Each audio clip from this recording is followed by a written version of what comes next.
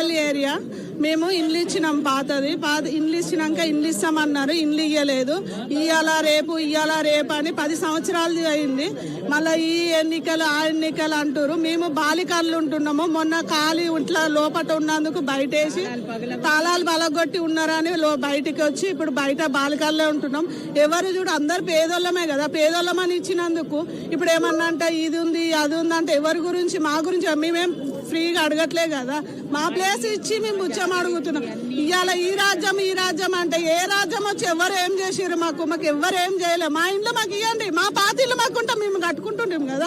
మేమేమన్నా ఇయ్యని అన్నమా వాళ్ళని? వాళ్ళే వచ్చి అమ్మ మీకు ఇల్లు కట్టిస్తాం, మేము నలుగురికి ఇస్తాం, 5గురు ఉంటే 5గురికి ఇస్తాం అన్నారు. ఎవరికి ఇవ్వలేదు. వచ్చిన వాళ్ళు అయ్యా అనేది లేదు కదా. ఈ పరిస్థితిలో సగం మంది చచ్చిపోయారు. ఇప్పుడు ఈ పరిస్థితిలో కూడా మేము కూడా చచ్చిపోవాలి. మాకు రోగాలు నొప్పులు, మా పిల్లలు చదువులు లేవు, సంధ్యలు లేవు. ఆ ఉన్న జాగలనే ఉండాలి అనేసి ఉన్నాము. ఆ జాగలకు ఇల్లు ఇస్తామంటేనే ఇచ్చినాము. ఆ జాగకు మాకు 3 కొడుకులు, నాకు ఒక్క కొడుకు ఇయ్యలేదు, ఇల్లు లేదు, కిరాయి కట్టుకునే ఉంటున్నాం. ఉద్యోగాలు చక్కగా లేవు.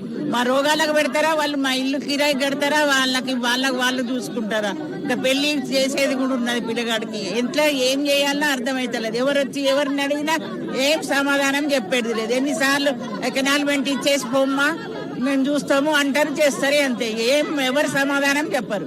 ఏ ఎమ్మెల్యే దగ్గరికి పోయినా ఎవరి దగ్గరికి పోయినా చూస్తామమ్మా చేస్తామమ్మా అంతే. ఇక దానికే 10 ఏళ్ల నుంచి ఇదే వింటున్నాం, ఇదే కథ 10 సంవత్సరాల నుంచి.